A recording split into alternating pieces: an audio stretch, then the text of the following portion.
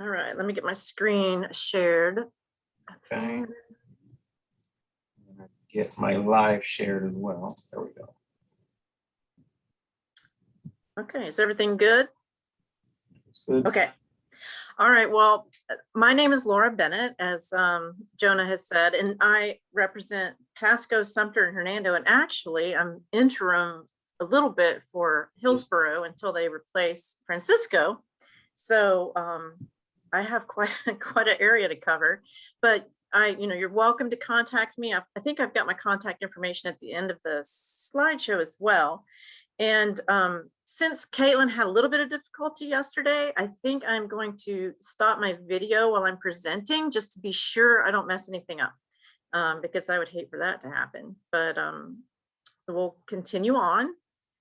And so my topic for today is selection for reproduction concerning small ruminants. And really, I kind of was thinking about this, and as I studied more about some specific genetic information to share, I kind of changed my tune a little bit because I thought, perhaps my slides are not wanting to advance. Let me see if we'll go now. Let me try this. We should call it management for reproduction, because so much of our reproductive qualities that we want in our animals are very, very affected by nutrition, health management. And while genetics gives us a little bit of an upper hand, it really is going to play more into how we actually manage the animals. But what we select in our herds is going to affect how well they perform. So I put the spider web up here because it's very much an intricate web of many things coming together. And so my goal is to unpack some of this for us today. And hopefully at the end, we can kind of see a little roadmap of where we need to go, because it is very complex.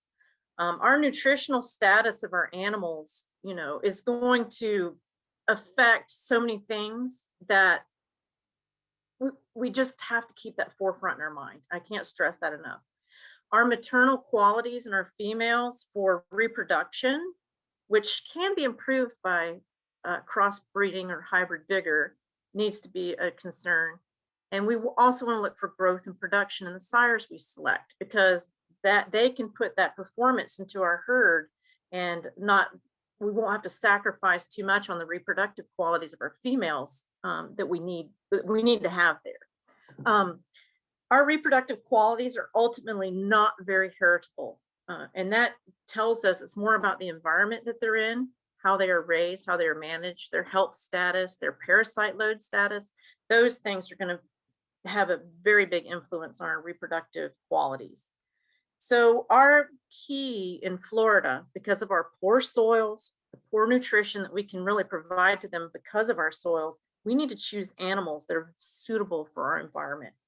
And what that typically means is don't select animals that are too large for our nutritional base that we can supply to them. And we're going to try to unfold and unpack all of this as we go through the presentation today. So we have many things to evaluate, and I put this in my slide presentation last year because it can get very confusing. And just because, I'm going to keep this concept forefront as well, just because an animal is expensive doesn't mean it's necessarily valuable. And just because an animal is cheap doesn't really mean it necessarily is a value, okay? So we need to keep this in mind also when purchasing, improving our herds, and putting new animals into our flocks or herds. So when you're establishing how you select new animals for your herd, you need to go down this list, and I suggest going down this list in this order. You want to first look for reproductive soundness, and that is going to translate into a breeding soundness exam. You want to make sure that everything is operational to begin with, because if they can't reproduce, then that's everything right there. They have to be able to do that. And then second behind that, close second, is structural soundness. We want animals that when we purchase them, they're going to stay on our herd for long term. They're not going to break down. They're not going to, for males, are not going to not be able to service the females, and we need them to get around. And then lastly, if we've got those two things, next you want to make sure the genetic potential is there for production. And so if they have that genetic potential, but don't have the first two things, they're not going to be good for us either. So we got to get those first two things covered. So as I said, make sure 1 and 2 are in place and make a U-turn if we don't have all those things in place first. And then we're going to evaluate the phenotype and genotype of those animals. We want to know physically, do they appear correct and what we want? And then does their genetic potential on paper also show that they could express good production for us? So reproductive soundness, we're going to get that one covered and get that out of our way first. So you want to remove the mystery with a breeding soundness exam, and that's going to require a relationship with a veterinarian. They are the ones that can evaluate the sire and make sure he has what he needs to be productive reproductively for your herd. So it's very important that you consult and have a good relationship with a veterinarian. Also, general health status is going to be very important. You want to make sure, and I know Brittany covered this yesterday, that you're not bringing something into your herd that's going to compromise what you already have established. Think biosecurity at all times. Also, it's not recommended that you share rams or bucks because that is going to be a potential point of causing a hazard without biosecurity.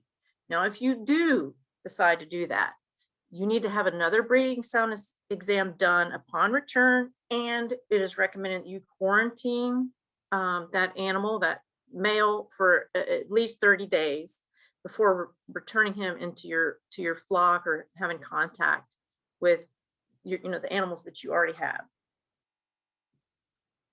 Scrotal circumference is very important. The basics of it is you need that to produce the fluids that they need to reproduce, because if we don't have that, then he's not going to reproduce. But also this is something that's related to age and puberty. So the greater the scrotal circumference, the sooner your female offspring are going to reach puberty themselves. It's tied together. So his fertility is going to express fertility in his offspring as well. So you also want to check what are the minimums for your breed type, because each breed is going to have some differences to them as well. So you want to make sure that if you choose from a certain breed, that male that you purchase is in that range that is suggested for that breed, because you don't want to buy something that's not appropriate for them. So structural soundness. Now, this one is important because, as I said before, we want mobility for breeding, but we also don't want the animal to break down and not stay in the herd for a long period of time. You want that animal purchase to be, you want them to stay in your herd as long as possible, because replacing is not cheap, and then you want to get the most out of your investment. And we need that structural soundness so they can reach their full genetic potential. Problems can be passed on to the offspring. So perhaps it was something in the environment that caused maybe that defect, but you don't want to take that chance. You want to make sure you're not passing something on in your herd.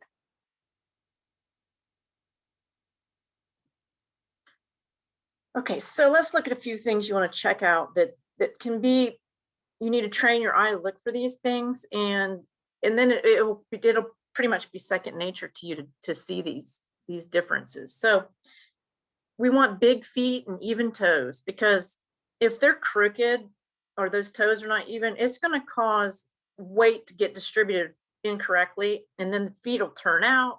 The toes will get even more uneven, and then you're going to have issues with that. And if the toes aren't sitting firmly, the feet are not sitting firmly, it's going to put stress on joints that in places that they should not have stress. So over time also, and these are young animals in this picture, over time though, age and weight are going to cause these problems to even get worse. And so it may not look too bad right now, but it's going to progress, and you definitely don't want that to happen.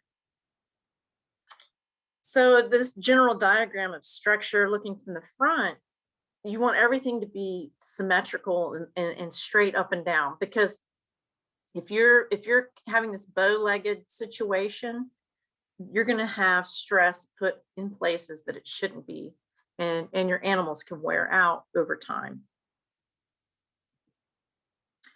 So looking from the front again, you can see, the correct A is correct, and then as you go across, you can become toed out, you can be knock-kneed, you can be bow-legged.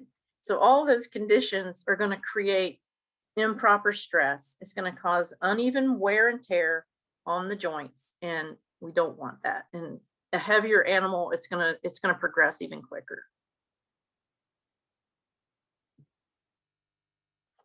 So when we evaluate soundness and structure from the side, as we look through the Hocks, we want to have the correct angle. We want there to be angle, because we don't want them straight-legged or post-legged, as you would call it, but we don't want it to be too angular, because that bad angle in the Hock ends up putting too much angle in the pastern. And you can really see it in this one. The animal on the right has that pastern is really flexed a little bit too much, and that's going to further flex as time goes on, and it's not a good place to be for a breeding animal. So after looking at reproductive soundness and structure, if you haven't made the U-turn, then you want to go on and look at their production potential and see if that's something that's going to help your herd to improve. And when we talk about production potential, you can look at their physical or phenotypes, their physical attributes or phenotypes, and see it to an extent. But what also helps is to look at their genotype, which is their expected breeding values, or EPDs, expected progeny differences. So let's talk a little bit about what genotype and phenotype means to us. So if you select animals visually, and that's the only thing you use, you're using their phenotype, and just think physical. If you select on pedigree or their breeding values or expected progeny differences, then you're using genotype. Genetics, their genotype, and the environment that they're raised in is going to give you their physical attributes. So environment is going to work on those genetics, and the way we manage them, or the way the breeder manages them, is going to give you what you see before you physically. And something we need to keep in mind too is when we combine the genetics of two parents, it's going to give us an expression of those genetics. And the reason we say expression is because it may not, you'll be like, well, I got good genetics here and good genetics here, but when I put them together, it doesn't quite look like what I thought. Well, there's so much variability in the genetics that it may not express itself exactly the way you think. So there's still going to be a little bit of I guess you'd say, room for error in there, if you could say. But so there's no guarantee exactly how those animals will look. So that's why you got to use both. You got to visually appraise them and also use their genotypes to decide what you're getting. Then our job is to manage the herd so they can fully express their genetic potential. So we're getting back to that spider web concept again. What we do with those animals is going to show how their genetic potential is going to be expressed. So keep this in mind too. You cannot manage an animal with a poor genotype. You cannot manage them into a good genotype. You get what you've got what you've got. However, you certainly can manage a good genotype into a poor phenotype. So you could have the best genetics in the world, but if I don't raise those animals on a good health plan, good nutrition plan, they're not going to express that genotype well at all. So you have to start with a good genetic base, but our management of them is going to really affect how well they're going to express that genetic background, and also, how their phenotype will end up. So after we've covered, our reproductive soundness and our structural soundness, now we're going to let's look at some genetic potential we can look at. So of course, reproduction is very important to us. And I'm going to kind of roll that into also maternal traits. We need maternal animals that are going to raise their offspring well. And so I know we're kind of combining meat and dairy animals as well together, but you still need that milk ability in our meat animals because they're raising offspring. They're not going to be as productive as a dairy goat, but they need to have a good base so that they're able to raise their progeny well. So health and nutrition are going to influence both of these items, reproduction and growth. And we need to maximize or minimize that animal's genetic potential for our success. Okay. So if we minimize something, then they're just not going to express themselves well. So if we think of our Florida environment, a more moderately framed animal is going to perform better. What that will do is their maintenance requirements to just keep themselves going is going to be lower. And so if they don't have to have as much nutrition to maintain themselves, then that production can be put into raising offspring, and it can be put into reproducing. And so a larger framed animal, if they're not getting enough nutrition, they're not going to reproduce because their bodies will naturally shut down and say, I can't maintain myself. So their body says, there's no way I'm going to ovulate and have offspring because this environment's too bad for us. So always we want to push that production a little bit, but we don't want to get so far that we just can't maintain the animals in our environment. So expected breeding values and expected progeny differences are tools that we can use to evaluate non-visual traits. So prolificacy is on here, although we're going to find out in a minute it's not terribly heritable. So, but it's still a performance value that you can evaluate. Milk production, we can look at parasite resistance, which is wonderful because if it's important to you, which it's important to everyone now, especially in Florida, you can select for that. And that's very, very important and such a wonderful tool to have. Okay, so this chart, this is really going to tell us a lot about what we want to try to look at and focus on. So the two things that affect traits that you see are going to be the genetic potential that it had to start with and the environment or management that they have received. Okay, so those two things are going to affect what you see in an animal. So heritability is a ranking of how much a trait relies on genetics, and then whatever it doesn't cover with genetics, it's all environment.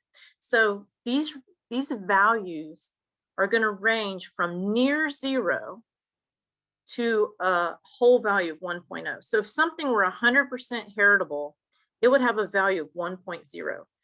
And the best example I could come up with is the eye color of my children.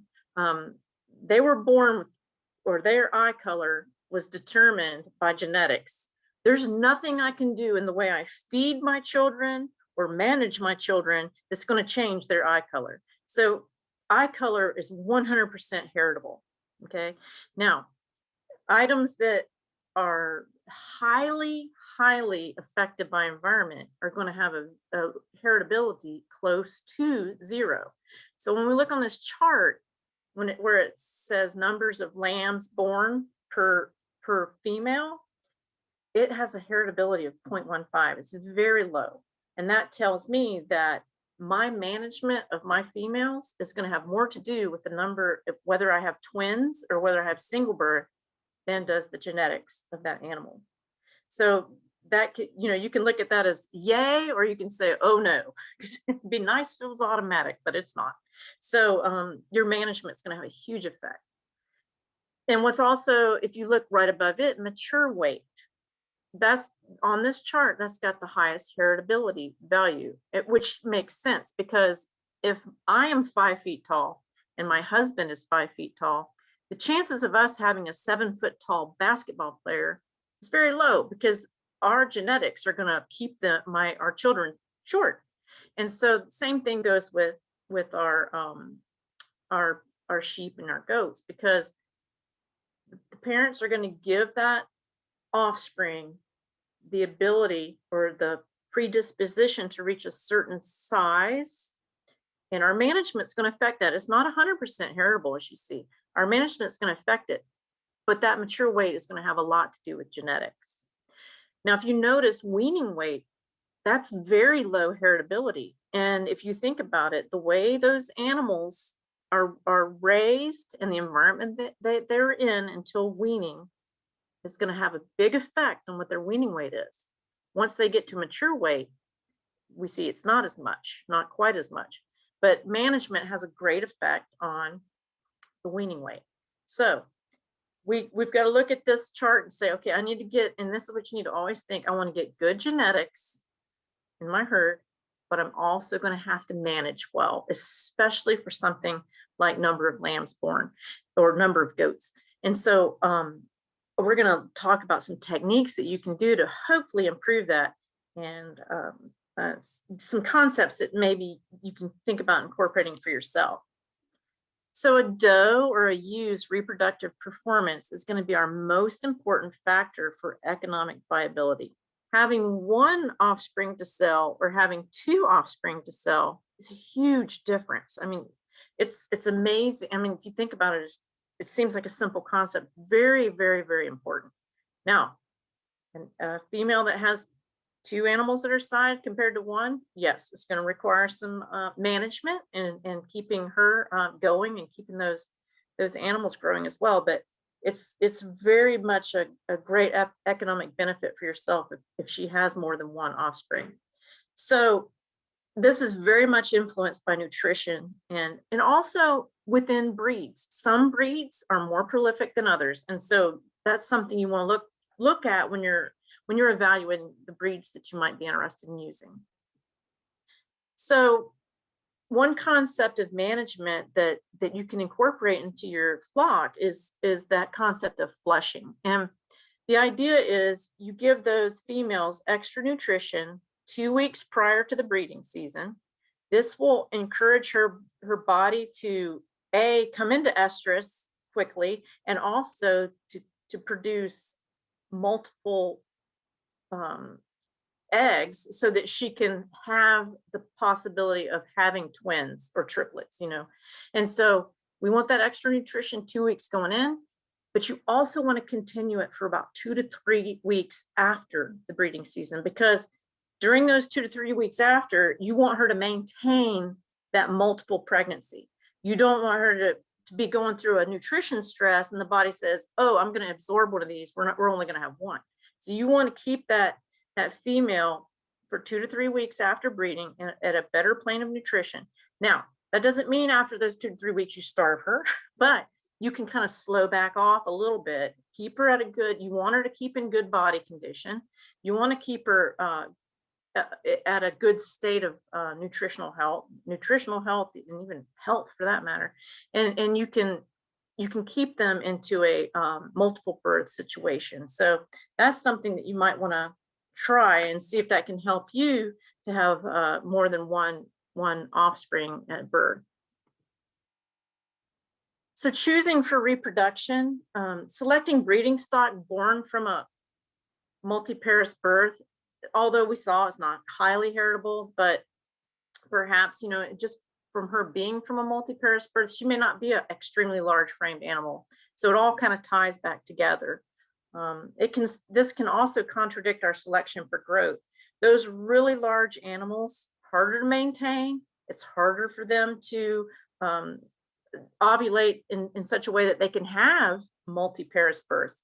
So we want to keep frame size in mind, because we are limited in Florida with our ability to supply a real high plane of nutrition unless we go to the feed bag, and gets very expensive. So our forage base, it's not the best in the world. So we want to keep our animals in a size that's going to thrive here. If you lower their nutritional maintenance requirements, then you can have more nutrition go to milking or reproduction. And so that's why that smaller frame size, that moderate frame size, is something you really want to try to stick to.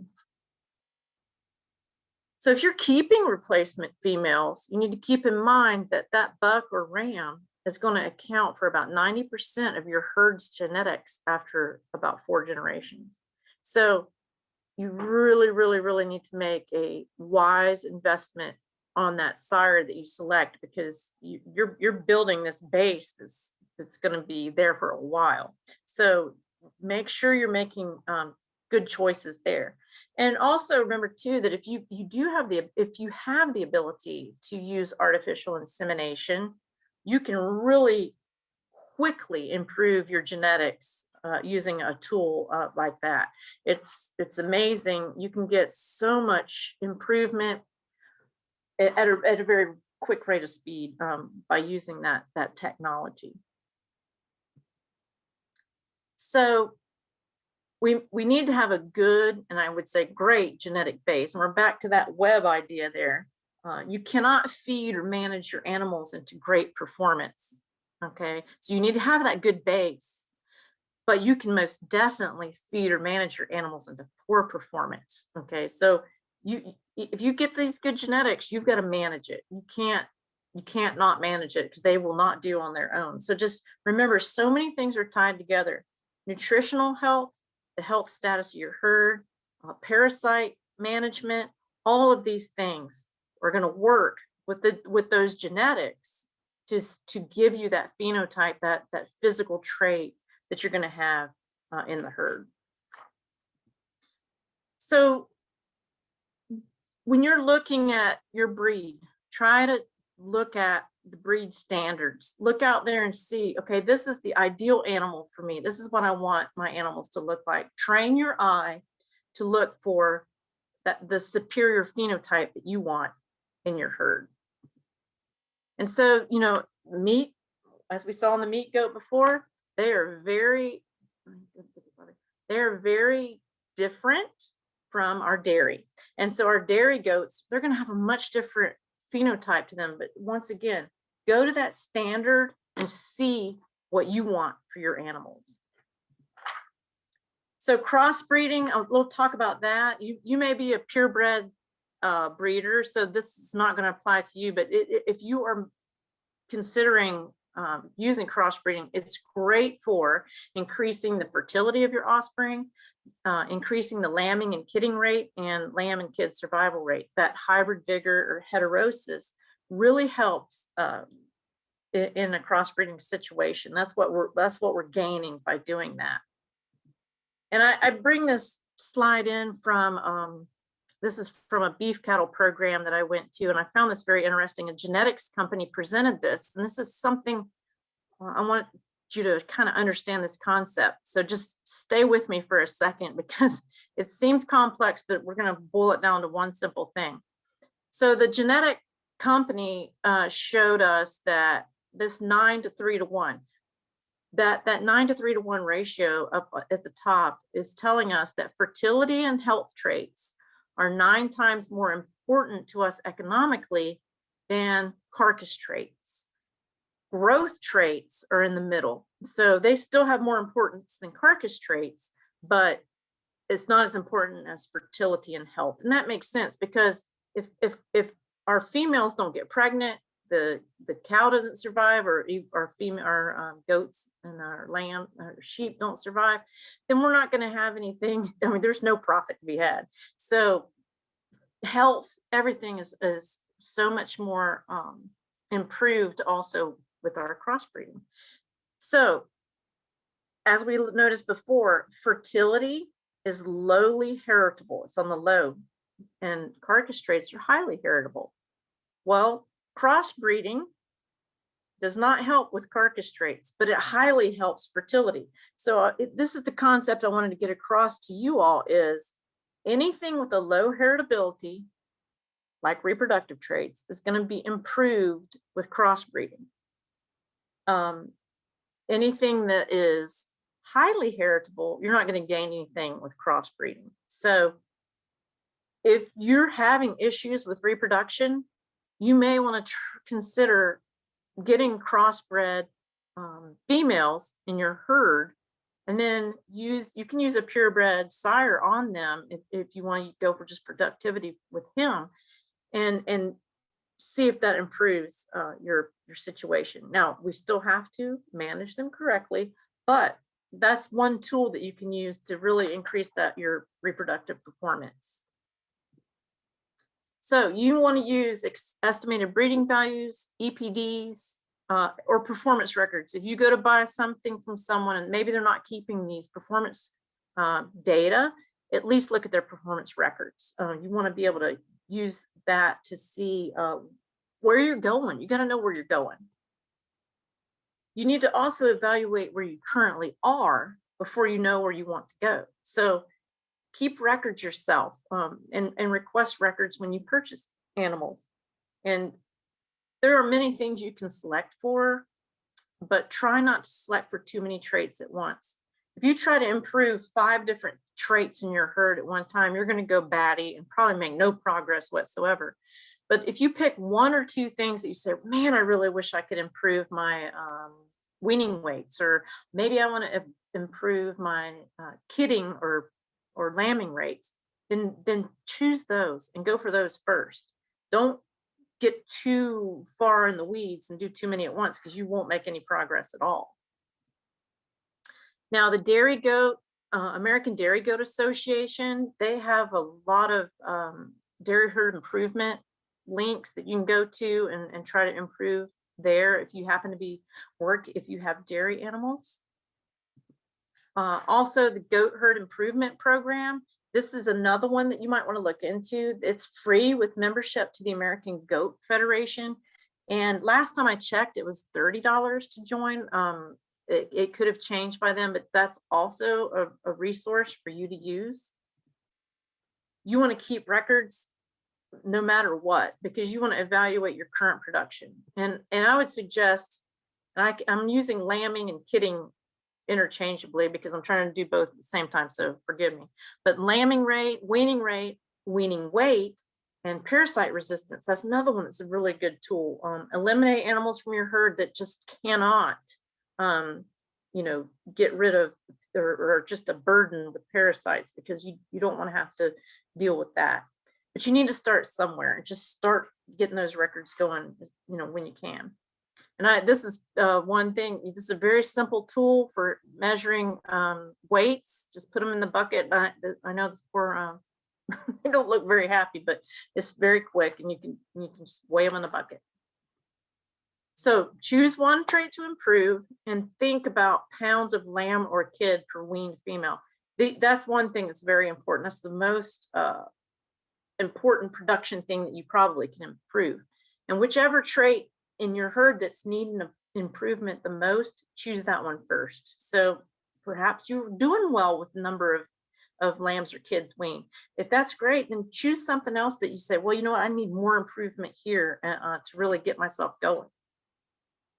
Sheep and goats can participate in the National Sheep Improvement Program, and there's tends to be more sheep data here than there is goat, but they have a lot of resources in seminars in their resources section. So I would encourage you to check them out because it's very helpful.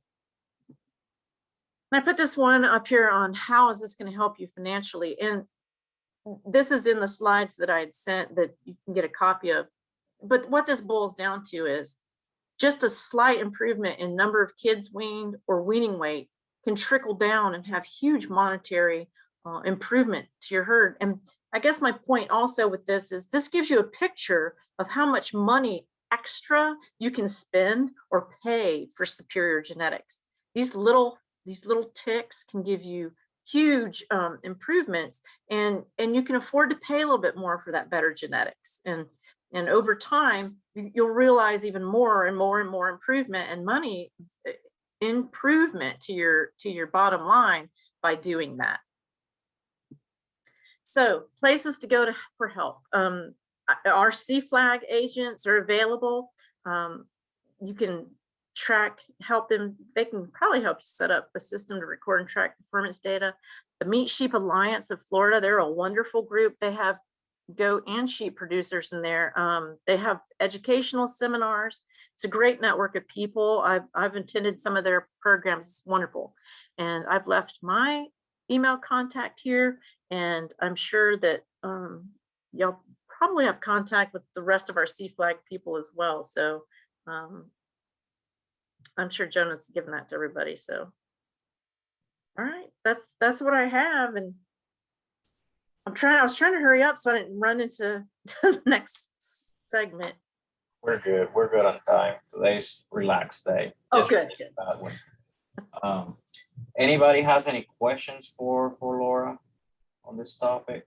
Please don't hesitate to write them down or open up your mics, and we can get you an answer, or try to anyway, right? Yes.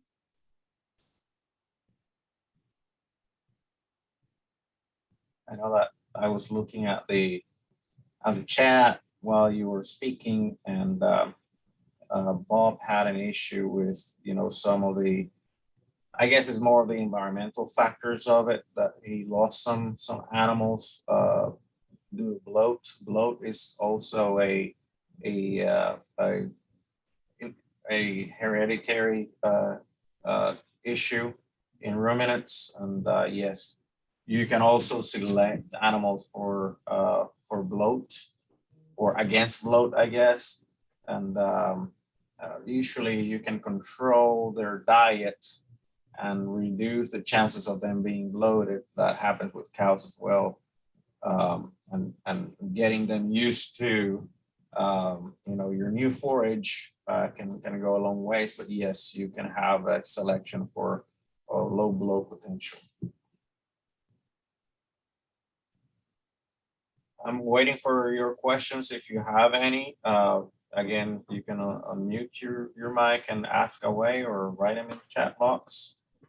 And I'm going to give you 5 more seconds. I'm going to launch a poll. It's just 2 questions to see where you're from, and also what you're dedicated to, what your ruminant production operation is comprised of. So you can start filling those 2 questions up. Thank you.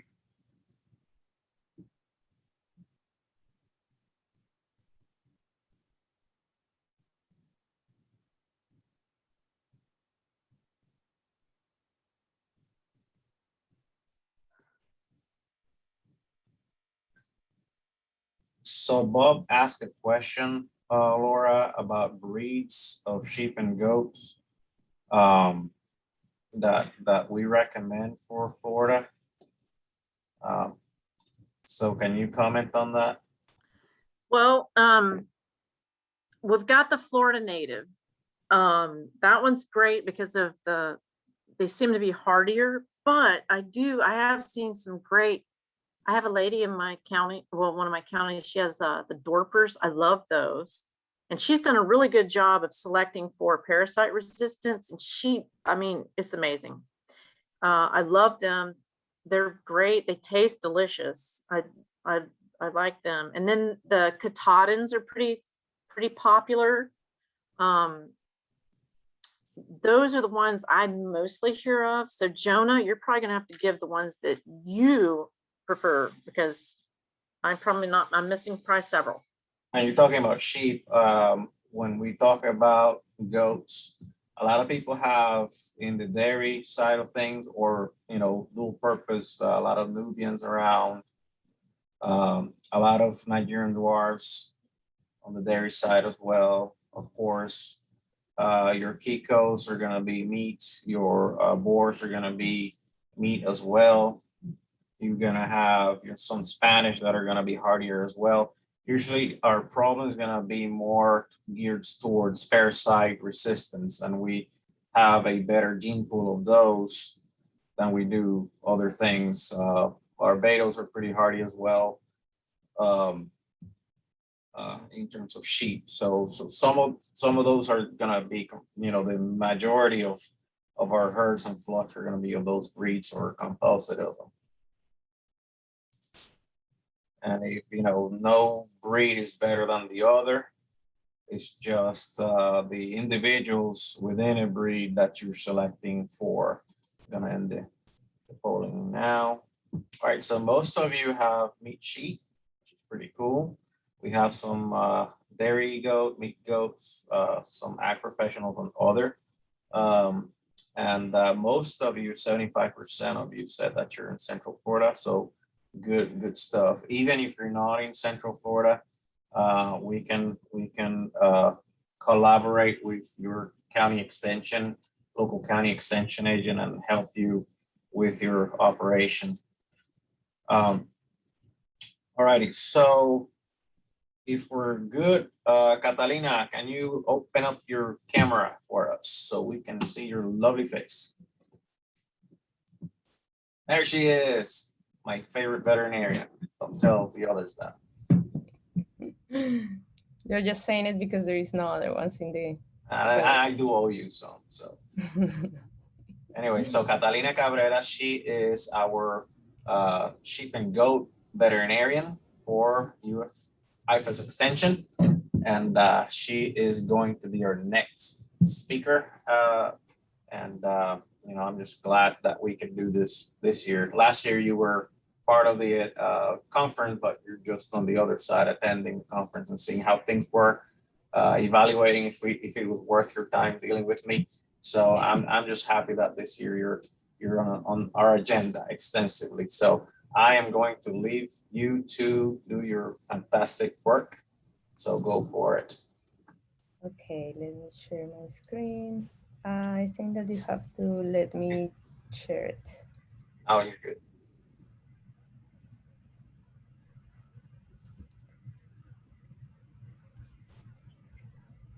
Okay, so good afternoon, everybody. I basically started working at the University of Florida pretty much a year ago.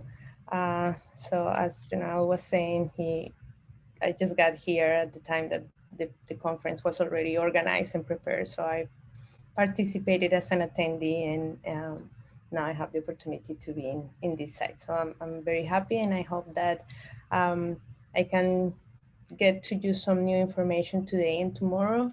And from there on, I hope that also you feel comfortable contacting me if you have any questions or find that there is anything that I can help you with. So you have my email address here in this first slide. It should be also in the documents that we share with you. And at the end of the presentation, I have it again. So anytime that you want, please free to contact me. Can you speak a little louder or get your mic closer to you? Okay. Okay, sorry to interrupt you. No problem. Okay, so we're gonna get started, and we're gonna be talking today about breeding season preparedness, because we are getting relatively close to that period of time. And one of the things that you're gonna see I will be mentioning is the importance of preparing ourselves quite a bit with time. And so basically we are talking about things that are going to be important starting now at this time of the year, so that we have success in our breeding season. Let me see, I'm not seeing the, there you go, okay. So in that order of ideas, I'm gonna get started now. The first thing that I would like to talk about is a couple of terminology things, just because I know that some of you have goats, some of you have sheep. So just to make sure that we are all in the same page, I kind of summarize some of the terminology here to make sure that we are all aware of the differences. So some of the things that I will be mentioning more today will be females. So the female in the case of goats is doe, and in the case of sheep is ewe. And in the case of the males, so we refer to the male goat as a buck and the male sheep as a ram. And those are kind of like the couple of things that I think that are important for us to remember today during the talk. Moving on into reproduction, which is my favorite topic, we are going to talk a little bit about some facts in the case of these two species. And so some of the things that are important that we remember is that there is an estrous cycle. And so the estrous cycle is the period of time that is going to pass between one estrus and the other one. And they differ between goats and sheep. So in goats, that estrous cycle is about 21 days, and in sheep is about 17 days. This is kind of like the average. So this average is made of some animals that have a shorter estrous cycle and a longer estrous cycle, but that's the average that we kind of work as a general rule. That period of time where the animal is in estrus also varies between the two species. So usually in goats it's a little bit longer, it's about 36 hours, and in the sheep it lasts about 30 hours. And what that specifically means is that is the period of time where that female is most of the times receptive to the male, and that's an indication of that animal being fertile and being ready to ovulate. So it's basically a chain of events that is occurring in the ovary of the female that is causing all of these changes in behavior and these physiological changes that the male can perceive, and is going to allow that male to mount her, which is at the same time the moment where she is going to be fertile. So all of these chains of events are going to be called the estrus. So the signs of estrus or heat, these two words are like synonymous, are going to change also between goat and sheep, but are also going to be different between animals. So some animals are going to show a much more obvious heat, and some other animals are going to be, let's say, a little bit more shy. And that's something interesting because you as owners are going to start knowing your animals enough that you're going to know when your animal is in heat, and you're going to know like, oh, Flippy, when she's in heat, she's very aggressive toward the other ones, for example. So there is going to be differences between how each animal express heat, and you will learn how to differentiate that. But some of the things that you might or might not see that are relatively common are a swelling vulva. That's an indication that the animal is coming into heat or in heat. The presence of mucus, which is not very common to see it, more because usually we are not that close to the animals. The females are going to be interested in the male. So if you have a male around in the next fence or whatever, they're going to be looking for the male. The goats mostly are going to have a lot of like tail wagging, and we're going to see a video that I have to show you that. And the goats also tend to be a little bit more vocal than the sheep when they are in heat. So some of those things are things that you're going to start seeing. But ultimately, what we really consider an animal in heat is the female that is going to allow to be mounted. In the case of cows, a lot of times we see that the cows allows other cows to mount, and we use that as a criteria to define that that cow is in heat. In the case of sheep and goat, they don't have that expression of heat as marked as you would see it, for example, in the case of the cows. So we don't use that so much as a reference, but what we do use is the fact that they will allow the mount of the male. So in some cases for heat detection, what you can do is you can have a vasectomized ram or a vasectomized buck that is not going to get the animal pregnant, but is going to mount her. And at that point, you will be able to know that that animal is in heat. And that will be important more if you're doing like artificial insemination. It's also, it's not necessarily that important in like a regular, like natural breeding, but just to point it out. Okay, the other thing that is important is that for both sheep and goat, we consider these species to be polyestrous. That will mean that they cycle several times when they are in the period of time that they cycle. They will cycle several times every 21 or every 17 days. So for example, that's different from a dog. A dog will come into heat once every 6 months. In the case of the does and the ewes, they're gonna come in heat several times unless either they get pregnant or that breeding season is over. So that's what we mean by polyestrous. They are seasonal because, as we are going to explain in a little bit, they are influenced by the season. So they are going to be influenced by the amount of hours of light that the day has. And from that, they are going to change how they are having their physiology of their ovaries. And they are going to have a period where they are going to cycle and a period where they are not going to be cycling. So that's why we call them seasonal. And last, we call them short day breeders because the time that they are cycling is the time when the days are shorter. And so that's why we call them short day breeders. So that explained in a different way is basically through this little diagram. So what it's showing you is that as the days start getting shorter, right, as we are getting closer into the autumn, or like actually at the beginning of the summer, these animals are going to perceive in their brain that the days are getting shorter, and that's going to stimulate them to start cycling. So their hormones are going to start rising and they're going to start cycling. So during the autumn and in the winter, they are going to be cycling, they are going to be mating, and they're going to be getting pregnant. So we are going to carry those pregnancies during winter and like early spring, and then they are going to kid or lamb, and they're going to stay in an estrus, so a period of time where they are not going to be cycling until basically the days start getting shorter again. And that stimulus again of the days getting shorter is going to make them cycle again. So those are the two seasons that the animals will have, a breeding season and an estrus season. This varies a lot and we're going to talk about it, but this is the principle. Short days is when they start getting stimulated to cycle, and that's the important thing to remember. So what that translates to is that most of the times when we talk about breeding season in small ruminants, we're talking about autumn. So in the fall is where most of the producers will be breeding their animals. So by definition, breeding season is the time period where we are going to have male and females together, and when we are trying to achieve the most of the pregnancies in our herd or in our group of animals. That's what our breeding season is.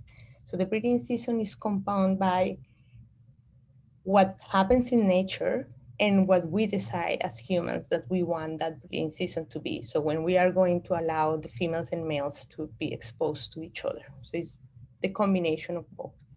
But it's influenced by several things. So one of them is what we just mentioned, the number of hours of day and the number of hours of darkness. And so there is, of course, going to be a difference between different places in the earth that we are located. So the closest that we are to the equator, the less influence that we are going to have from that seasonality. As we move farther north or farther south, the animals are going to be more seasonal, meaning they're going to have a longer period of time where they are not going to be cycling and a shorter period of time where they are going to be cycling.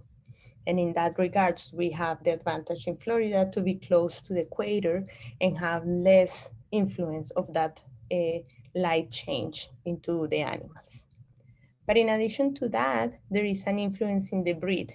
So there are breeds that are more susceptible to that change in the hours than other breeds. And here I have an example with sheep. So what you can see here, these ones are Dorpers. What you can see here is that this part here up in the top is when they are sexually active. They will start basically in July to cycle, and they're going to cycle from July all the way until February. And if you compare them to like blackface, let's say Hampshire or Suffolk, you can see that those breeds are much more influenced by the changes of the hours of light, and they won't cycle until starting on October and probably until like just like late December, early January. So there are differences between breeds. And one of the other characteristics of the breeds that we have been mentioning today that we use here in Florida is most of them are called tropical breeds. So these breeds have been selected and have been growing in this area. So they have the characteristic of not being so much influenced by the hours. So you're gonna have producers that are going to say that their animals cycle all year round. Some other producers will say, well, yeah, there are a couple of months that they are not cycling that much. And definitely in the fall is when you're gonna have the most of the potential of all your females. But there is the advantage of not having a very, very deep anestrus in this area of the country. Another important thing, and this was mentioned already in the previous talk, and it's going to be mentioned probably tomorrow when you have the talk with Dr. DeWalker about nutrition, is that the nutritional status is going to have an influence also in that breeding season. So an animal that is too skinny, that doesn't have enough energy, is going to use most of the energy that it has for like the most important functions of the body. So that animal is going to shut reproduction because it's thinking, why am I going to have kids or lambs if at this point I don't have enough nutrients to me? So one of the first things that an animal is going to shut when it doesn't have enough energy or enough nutrition is reproduction. So that breeding season, that seasonality is going to be influenced by the nutrition status. And the other thing that is going to be more in our end of the story is what is our production system? What are we using these animals for? And when do I decide that is the best time for my breeding season to happen? So the small ruminant industry is very, very diverse. So we have basically 2 different species, several amount of breeds, different production. So there is people that is like having these small animals for milking, small ruminants for milking. Other people is focused on meat. Other people is focused on getting animals that are gonna go for 4-H or FFA projects. So depending on what is your market, what is the potential and what you're looking for, then it's gonna be different when your breeding season is going to happen. So for instance, if we give an example on the milking animals, if I want to have milk available for the most part of the year, as much as I can, and kind of like in a stable level, what I want to have is my females kidding at different times of the year so that there is a staggered production of milk. If I have all my does kidding at the same time, I'm going to have a peak of lactation 2 months later, a lot of milk that maybe I cannot even market. And then all of them are going to start decreasing the milk production, and I'm going to be without milk for the rest of the year. So most of the times, milk producers are going to try to have kiddings that are staggered the most possible into that breeding kidding season so that they're going to have milk for a longer period of time. A different case will be if you are, for example, working toward getting meat, and you might potentially have specific clients, ethnic groups that are desiring lamb meat for a specific time of the year. So then that's going to be your target, and maybe that's when you want to have most of your animals. So I have an example here to kind of like put that together for more detail in this case. So let's hypothetically say that you have consumers that are interested in having lamb for Easter, and that what they prefer to have is that they want to have lambs that are 4 months old. So if you want to have 4 month old lambs in April, now we're going to start thinking backwards to see how far ahead we have to prepare and what are the important dates to achieve that. So in order for us to have in April a 4 month old lamb, we have to lamb in December, right? So in order for us to be able to lamb in December, considering that the pregnancy in sheep and goat takes about 5 months, 145 to 155 days, it means that we have to breed in July. So if we breed in July, we will be lambing in December, and those lambs are going to be 4 months old in April. So this is already telling you when your breeding season is, and this is particularly for this specific example. But you might have different targets that are not this April 4 month old lamb. It's just an example to show you that there is a component where you're going to basically decide your breeding season based on where your consumer is. And the second question here is, how long is my breeding season? And that's also going to depend on what your target is. So if I can have here in April 4-month, 3-month-old lambs, and I'm still gonna have a market for it, then maybe I can push to have a breeding season that is 2 months. Maybe I will do July and August is gonna be my breeding season. Or maybe I synchronize my use so that I have most of my lambs 4-month-old here, but whoever was born after, then I still have a chance to sell it. So maybe I will do a breeding season that is 3 months. So I will do July, August, and September breeding season. So it depends on you. It's important just to do this exercise of thinking from what is your objective, final objective, and try to go backwards so that you can prepare in advance.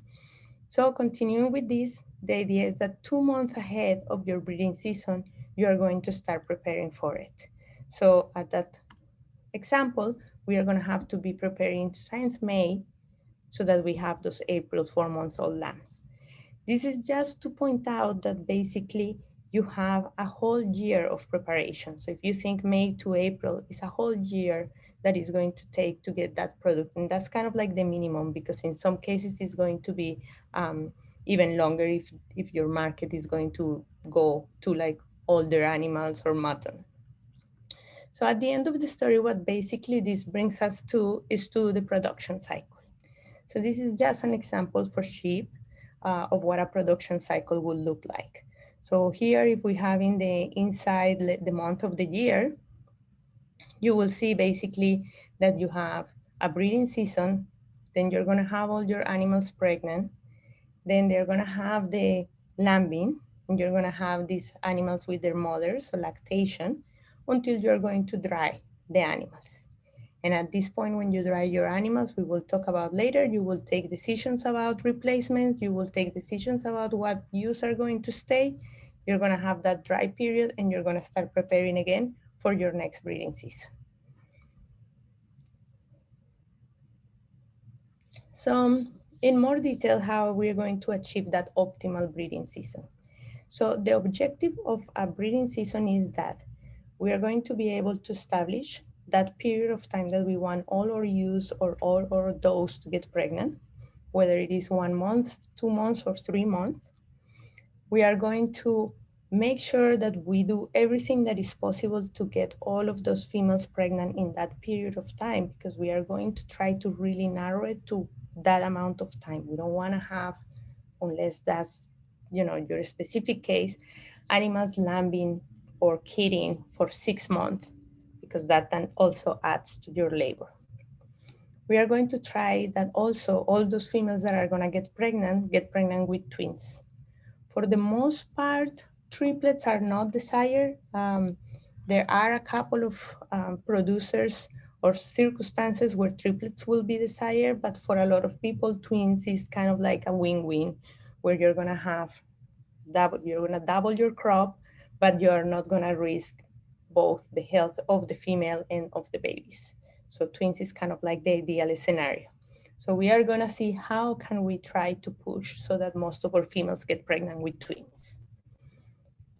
This is something that was just discussed in the previous talk. So how are we going to get those genetics? So in this moment during our breeding season, we are also going to decide what kind of genetics we want to include, because most of the times we are going to keep replacements. So we want the genetics that we are going to keep for the following years to be the right genetics, and also for the market purposes. So if we are selling lamb, we want to have the genetics appropriate to have a good carcass quality and profitability.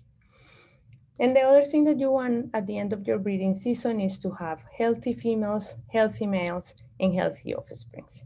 So we're going to discuss a little bit some of the strategies to achieve that. So obviously for this equation, what we need to have is the female and the male component. So we are gonna discuss both of them separately. And we're gonna focus a little bit more in the ram side, since it was said before that the ram is the one that is gonna bring a lot of that genetics. And definitely is going to be one that if it's not working right, is going to affect our breeding season greatly. So the first thing is to choose the ram by the desired genetics, and you already discussed that in the previous talk, so that's kind of covered. But we also have to make sure that those males are fertile, that they are healthy, that they have a good nutrition status, that they have good libido, and that they are not going to have a lot of heat stress, because we are going to see that that's detrimental for reproduction. So once again, just reinforcing the idea that we have to prepare at least 2 months in advance, and I'm going to show you some of the reasons why. So one of the big things is that we want to have a ram or a buck that is in a very good body condition score.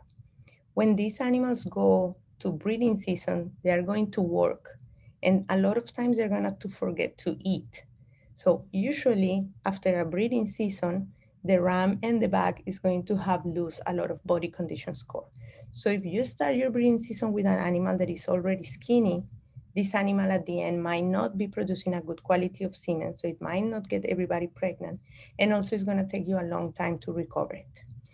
So what we usually do when we talk about body condition score is we have a score that goes from 1 to 5.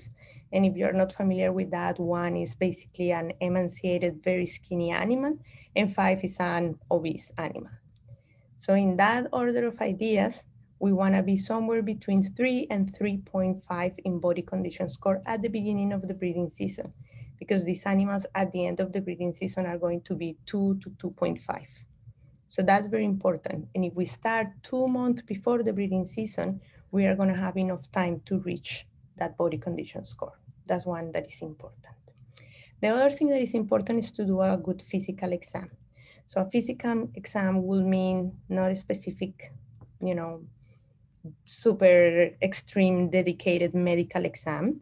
We are just talking about animals that are not lame, that are not going to have any trouble mounting females. We want to make sure that they're going to go in the field and they're going to be happy and comfortably mounting females. We want to make sure that they have good eyesight so that we don't have any infection in the eyes or any problems in the eyes that are not going to help them like visualize where the females are. So those are the kind of things that we refer to when we are talking about physical exam, as well as any like transmissible disease. So we don't want animals that have abscesses or that have like ringworm or something else that is going to go and affect all of the females, because they are going to be mounting several females at the time. This is a good time to do hoof trimming. So for the same reason, we want to make sure that they are like sound and ready to go and mount, and that they are not going to have any problem with their feet. So at this point, we can do foot trimming. At this point, it's also good that we consider shearing these animals, because as we have been mentioning, the heat is going to affect them greatly. And although the testicles have the ability to regulate temperature by going up and down, in the conditions, for example, of Florida, the heat stress is not going to be compensated by that. So we have to help them to be as comfortable as possible with the weather. And once before and during the breeding season, we have to make sure that we are providing shade and that we are keeping them, if we are keeping them inside, in the cooler possible condition, because that's, again, going to affect their semen production from early on. So semen is produced about, or starts being produced about 60 days before it's actually ejaculated, which means that we have 2 months before to make sure that that semen is going to be produced in good quality, so that in 2 months when it's ejaculated is good semen.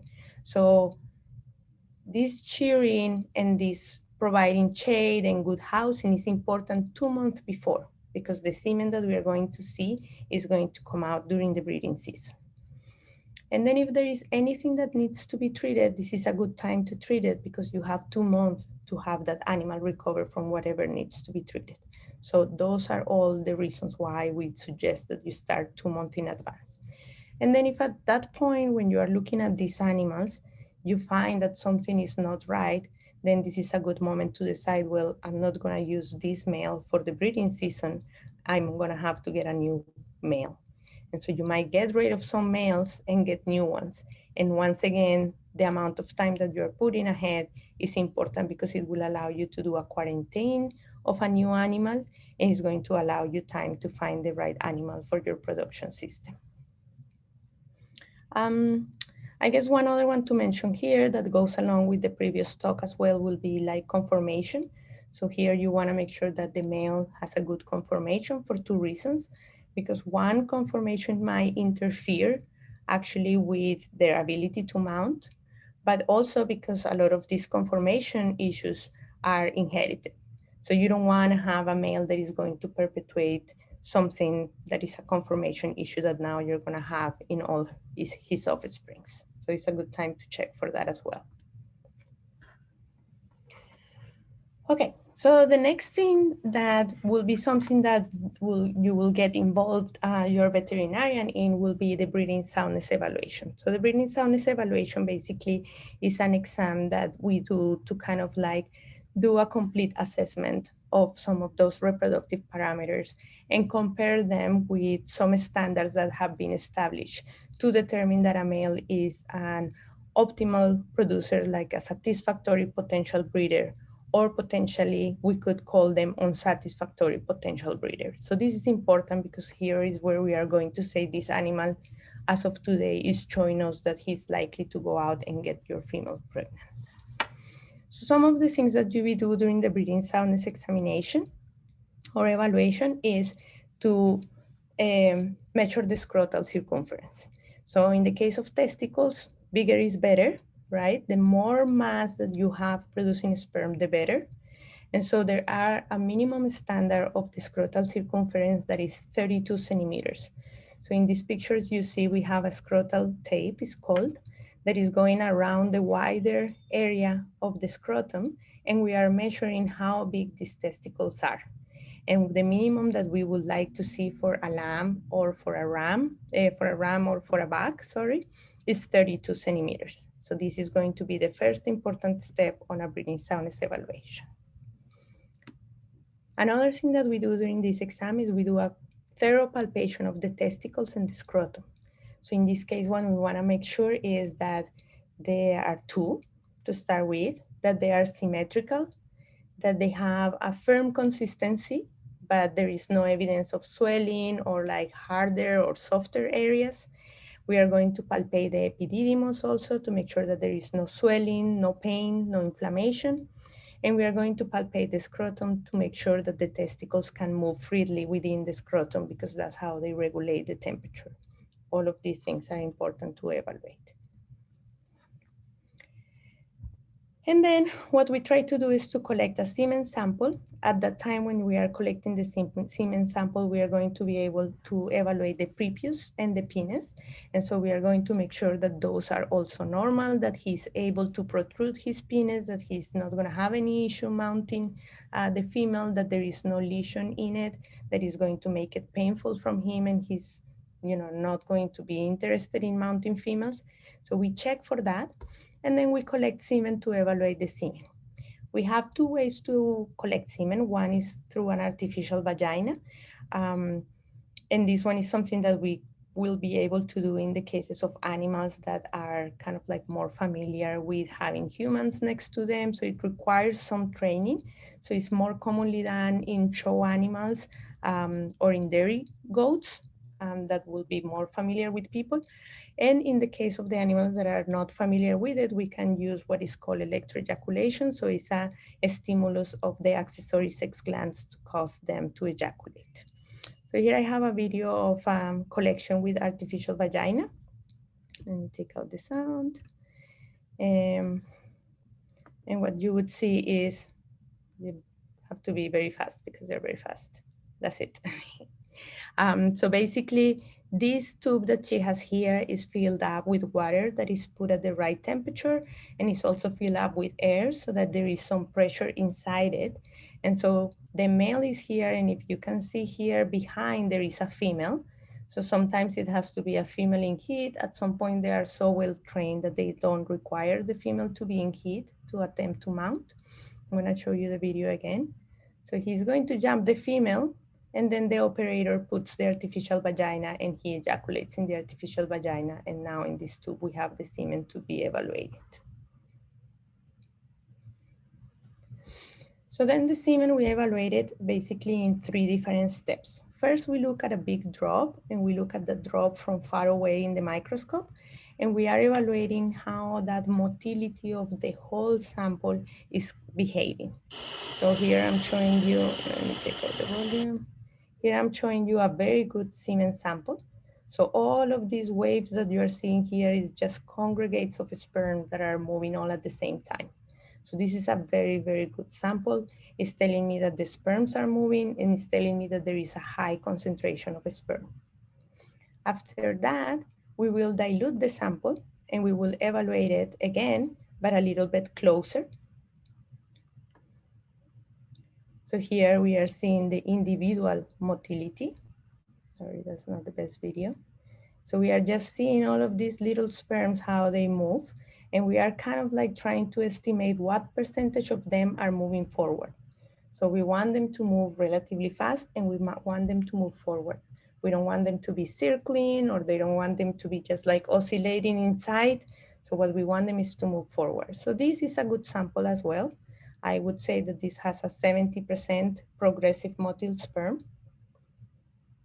And last, what we do is we do a stain, and we look at the sperm very, very close, and we count 100 sperms to see what percentage of those sperms are normal and what percentage of those sperms are abnormal. So here I just have one example. So this is a sperm. This is the head of the sperm, and this is the tail of the sperm. And then if you see, the tail is vented and is going up. So this is an abnormal sperm. This is a sperm that is not going to reach the egg. So if I have 10% of these, it's not a problem. But if I have 50% of these sperms, that is going to interfere with the pregnancy rate of that male. So that male will fail the breeding soundness evaluation. So this is just to give you an example of some of the things that we are evaluating, so that at the end of the visit, we can tell you, yes, this male is good or is not good for your breeding season. Now moving on to the female side of the story, we are going to select the females by a couple of different things. So we are going to go back to our production cycle, and we are gonna go with the example that we were working on that was on sheep. So we said here we had them lambing, growing, nursing, and then at some point we are going to decide that we are going to wean. So at weaning time, this is a good time for selecting, first of all, the females that are going to stay in the herd as replacements. And at that point, you're going to decide who is staying based on a couple of things. Who are their parents? So if she's the daughter of a female that has been really good, that has always get pregnant, one that is producing a lot of milk, and those kind of things that might be part of the criteria that you're going to use for selecting her. And also her conformation at that point. How does she look? Does she have good legs? All the things that you discussed previously. So that will be a moment where I will choose my replacements. But also it's a moment where I'm going to choose who is going to leave the herd. So I'm going to look at the ewes that I just weaned, and I'm going to check their udders. And I'm going to decide at that point if their udders are not good, maybe they are not going to be able to raise another lamb. And at that point, I will decide that she needs to leave the herd. So with that, we are going to be preparing already for our next breeding season, having those ewes or those that are worth keeping, and those replacements that I selected that should stay in my herd. So we will select that. And if at that point we decide that we need to buy or we want to expand and we want to bring new animals, then we are going to have enough time to do a quarantine. So during a quarantine, we are going to make sure that they don't have any infectious disease that we are going to bring to our herd. Finally, body condition score is very important, again, because they are going to shut down the reproduction if they don't have enough energy. So you want to have your females maybe not as in good condition as you started with your males, but you want to have them between a 2.5 and a 3 score from 1 to 5 before the breeding season starts, to make sure that they are going to put all the energy in the reproduction and they're going to get pregnant fast. Also because that nutritional status, as it was mentioned before, is going to influence the possibility of them getting pregnant with twins and with their fertility per se. So here you are seeing again the terminology of flushing. And it's basically just 2 or 4 weeks prior to breeding, increasing the energy that you have in the diet. And that increasing energy is going to contribute to all those things that we were mentioning. It's going to increase your crop, it's going to increase your chances of fertility, and most likely these animals are going to get pregnant early in the breeding season. So those are all advantages of doing this flushing by incrementing the energy and either supplementing them or just giving them high quality pasture during those 2 to 4 weeks before the breeding season. Another thing that I have mentioned before, but I'm going to just like restate it, is the importance of heat stress and how we are going to alleviate that. So if we have wool sheep, it's very important that we shear both males and females, because in the case of the males, it's going to affect the quality and the quantity of the semen that they are going to produce if they have too much heat stress. And in the case of the females, it has been associated with a decrease in the size of the newborns.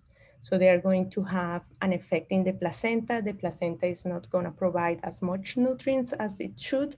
And then the babies are going to be born with a lower birth weight that you would otherwise. So both for female and males, to prevent heat stress is very important. So shear those animals that have wool, and for those and all the other ones, either hair sheep or goats, make sure that in pasture you have shade, whether it's natural shade or shade that you add in certain points of the pasture, make sure that they have access to shade. A couple of other important concepts is the male power. So we don't want to, do everything right and then just put one bag with 100 goats, because he's not going to be able to cover them all. So there are a couple of recommendations depending on your situation. So if you are using yearlings, the recommendation is that you have one per every 20 female. And if they are mature males that are going to be more reliable and are going to produce more semen, then you could have one male per every 40 females. If you are synchronizing your females and several females are coming in to heat the same day or in, span of 3 days, then you want to increase your ratio, because that male is going to have to be working very hard. And ideally also, you want to have the male mounting the same female at least a couple of times. So for synchronized females, the recommendation goes to 1 to 5 or 1 to 10. So one male per every 10 females. And this is what I was mentioning. So they have done studies where they have let the male mount only once, and with that you have a 64 pregnancy rate. If he's able to mount that same female in that same heat twice, the pregnancy rate increases to 76. And if you let it 3 times, it's gonna be 93. So the more males that you have being able to mount females for at least 3 times in that heat, the more chances of pregnancy that you're gonna have. So that's why the male power is important. Another thing that I wanted to mention is a couple of options that we have to help us accelerate the breeding season. So in that example that we did where we were gonna have lambs that are 4 months old in April, we said that they have to be born in December, which means they have to be pregnant in July. So July is relatively early in the breeding season. The days, they are just starting to get shorter. So there might be females that are still not cycling at that point, again, depending on the breed and other things. So how can we help all our females to be ready early in that breeding season?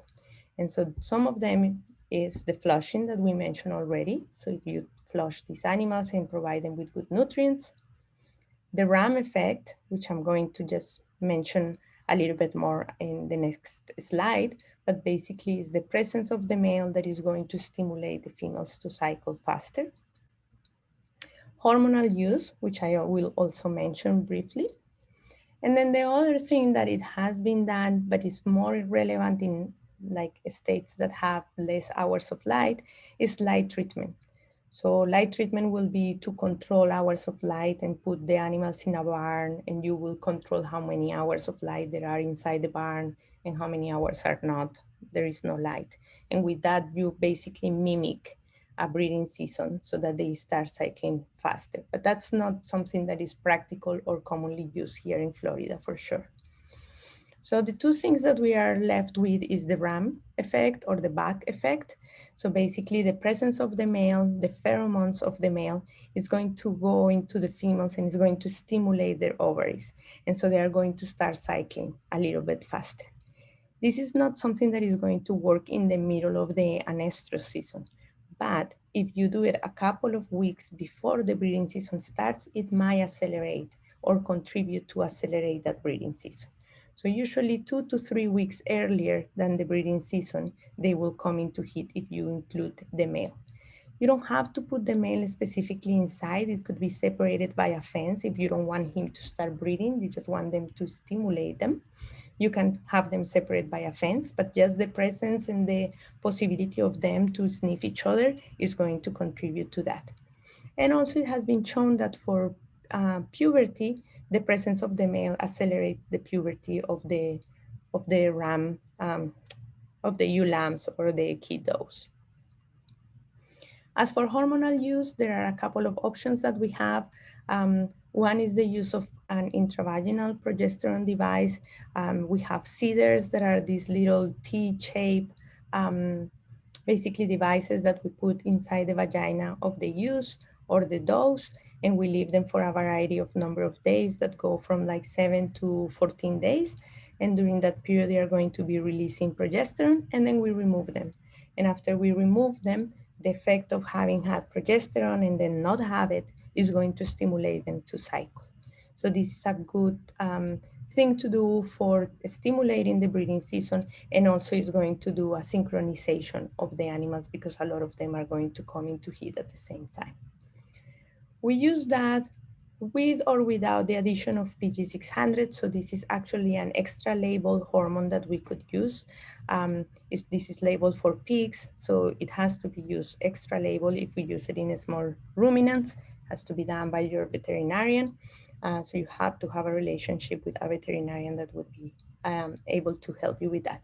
And this one has also the advantage to potentially contribute to the superovulation, so then maybe twins or triplets if that's what you want to go for.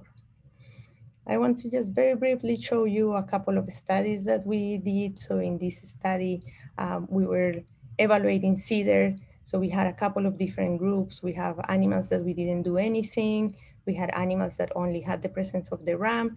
And then we have a variety of different groups that had CIDR plus minus ram and PG600. And what you see in this chart is each of these decrease is corresponding to lambing. So what we can see is that this group started to lamb earlier and faster than the other groups. And you can see here that the group that took the longer to start lambing, meaning that it took longer to start cycling and took longer to get pregnant, were all the females that were in the control group. So they didn't have the presence of the male or didn't receive the hormones. And so that's to show what some of the effects. This one is one that we did last year in the breeding season here at the university herd. So what you have here is basically the orange are the females that we did not give progesterone to. And what you can see here is the lambing. So we started lambing in January 8th. We had 2 lambings here, 2 here, 4 here, 1 here, 1 here, 3 here, none here, and then eventually we had 1 or 2 more lambings. And then in blue, you can see the ewes that received the progesterone. So what you can see is we started 1 lamb here, 2 here, 3 here, 5 here, one day that we had 6 lambing, 5, 4, 3, 2. And what you can see here overall is that we were able to basically narrow or breeding, therefore lambing season into a shorter period of time compared with those that were not exposed to the progesterone. And this chart is basically showing you like a cumulative parturition. So you see that by 10 days after the breeding season, therefore lambing season, we had all the group had lambed compared with those that were not stimulated with the progesterone, which continued to lamb until like the end of the month. Last, I just want to touch on the importance of monitoring the performance of your animals. So if you have a small group of animals, it's important that you are aware and that you have the possibility to look and make sure that the females are definitely coming into heat, that the males are mounting them. So you want to make sure that that's happening. In the case of the rams, if you had a lot of animals and you cannot observe them daily, you could use this harness that has paint here. And with that, you will find that the ewes are going to have paint in the back. And that's how you're going to know that they were in heat and they were mounted. In the case of those, you can detect that they were in heat because of some of the behavioral things. So they will allow the male to sniff, the male will react with the flehmen reflex, they will potentially mount each other between females. You could maybe see that mucus coming out of their vulva, not always. If you do a vaginoscopic exam, you could see the cervix open and ready. And here is what I was mentioning about the tail wagging.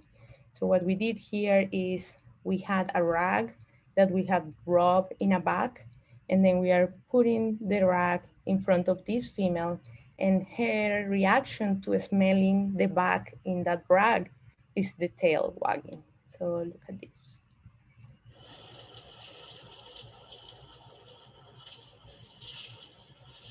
So this is telling me that this doe is in heat. And so now I know that all my does are cycling, and I know that I see the male mounting them, so I can kind of like breathe deep during the breeding season.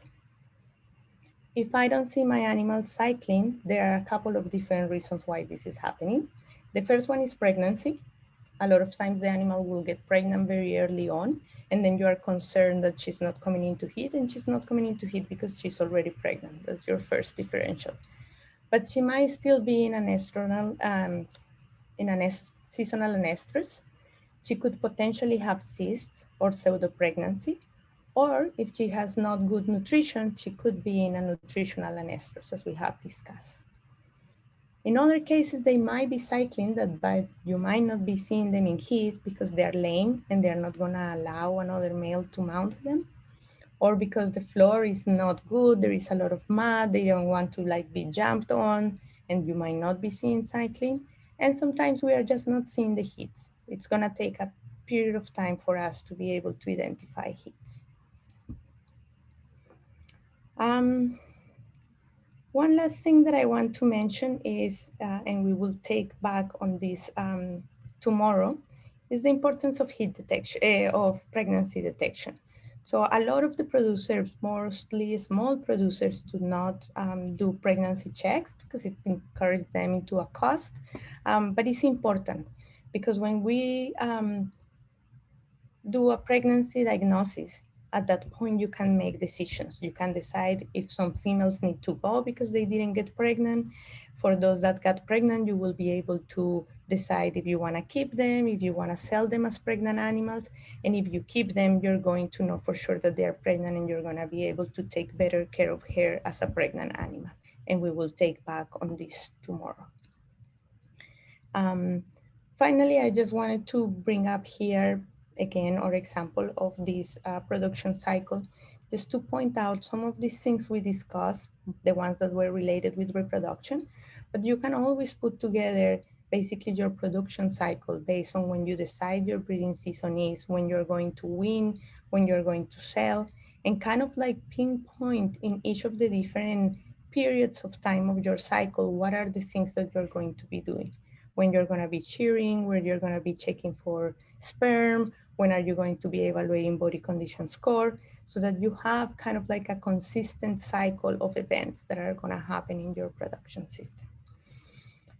Okay, so just to wrap up, here is basically a summary of some of the things that we discussed today.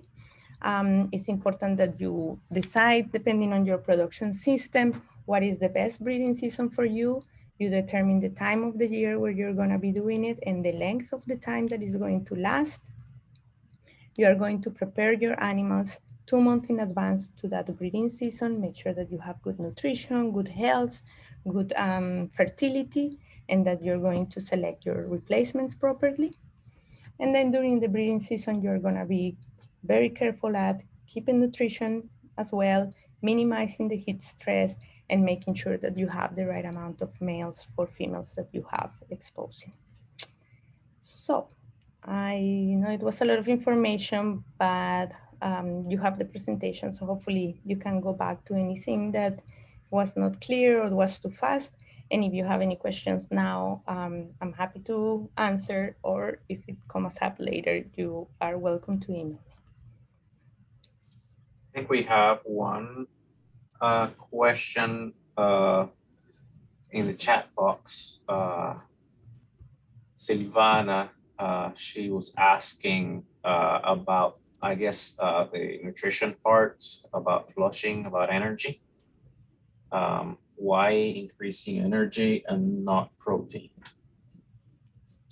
I'm going to leave that detailed answer to Dr. Diwakar tomorrow when he talks about nutrition from like a specific nutrition perspective. But it's not that protein is not going to be important. Protein is important as well. But at this point, the energy is the one that is going to basically go farther, faster into reproduction. It's kind of like going to be the first fast source that is going to be easy for the body to absorb. So protein is going to go a lot of times to muscle, whether the energy is going to be available right away. So that's kind of like the difference. Protein a lot of times is going to be what is going to have to go through a process to become energy for the animal to use it, whether the energy is already available. Dr. Vallas, if you want to chime in, that's Oh, he's there. Okay, perfect. Phew. He's spying on you. Can you see me? Yes, sir. Okay. I'm not in the presentation mode. Sorry for that. Good. I think this is a very valid question. And I agree with you, Catalina, that energy is more important than protein at this stage. And I think the reason is body senses energy status at this point. And based on this energy sensing mechanisms, the hormones are released that results in release of more eggs. And that eventually increases the lamb crop. So with energy, we always increase protein, but most of the research has been focused on improving energy. So hope that helps. Okay, cool. Thank you. We have another question. Haley, if you wanna just ask away, you can unmute yourself. Hi, can you hear me? Yes, perfectly. I just had a question, Dr. Cabrera. At what area on the scrotum would you, or the testes, would you palpate to check just the general soundness of the epididymis? Okay, let me see if I can go back to that slide. Will show us a little bit better. And we're gonna go with Luis. I think I jumped ahead. Okay. So basically the epididymis, it's everywhere. So in this part here, we have what is called the tail of the epididymis. And then here running on each side is going to be the body of the epididymis. And here we have the head of the epididymis. So there is epididymis in the right and in the left, and they are both kind of like in all of these like lateral aspects. So basically we palpate the whole testicles. Within the testicles, we are feeling the head and the tail of the epididymis most of the times. And if there was something like a lump in this area here, lateral, then it will be basically located in the body of the epididymis. But there is like the concentration of mass of epididymis will be here and here in this part. So when we have epididymitis, a lot of times we will feel it kind of like in this area. But again, sometimes it's in the body. So sometimes you will feel the lumps in this area. Does that answer your question? Yes, thank you very much. Do the areas of the epididymis perform different functions? So, or Yes. is it just kind of just a track? Okay. No, they do. So the epididymis is very important in terms of like maturation of the sperm. And then the last component of it is kind of like more of a reserve. So they do have different functions. But when you have epididymitis, for example, due to disease, the disease itself will not be more prone to affect one or the other parts of the epididymis.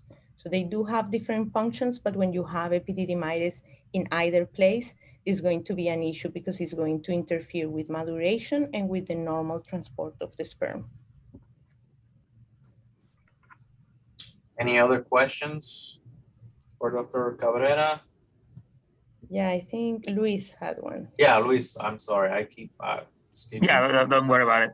Yeah, I just got one curiosity. I was saying that in these small ruminants, we actually promote multiple birds, like two calves. I mean, two kids at the same time. I used to work more in the past with dairy cattle, and there's a condition I know that you know what it is free martin. Does is present in goats and sheep too, or that's something that we don't see in goats? No, we don't see it in goats because, or in sheep. I think there are like a couple of cases where it was proved that it happened, but it's extremely rare. So it's not a concern basically at all. So basically these species have evolved to be able to have multiples. So it will not make sense that they will have free martins, whether cows are supposed to have only one. And basically what happens when the free martin happens is that the placentas of both the male and the female get together and they exchange hormones. And the male hormones affect the female. So that's how free martin happens in cows. But in the case of the sheep and the goat, those placentas don't get together until they have already developed all the reproductive tract. So when they get together and they exchange hormones, if they do, then it will not affect their reproduction. So it's not a concern at all. Okay, thank you. Very good questions. Anybody else take advantage of Catalina? She's fresh today. She's gonna be tired tomorrow. So ask her questions now. And if you don't have any questions, we can just wrap it up for today. And I'm gonna stop sharing your screen so I can go ahead and remind everybody of what's coming tomorrow. And so tomorrow we're gonna have Catalina again with more on the kidding and lambing side of reproduction. And then Dr. Vallas is going to be joining us last for the nutrition for breeding, which is one of the most important things. This last part is one of the most important things of the whole talk.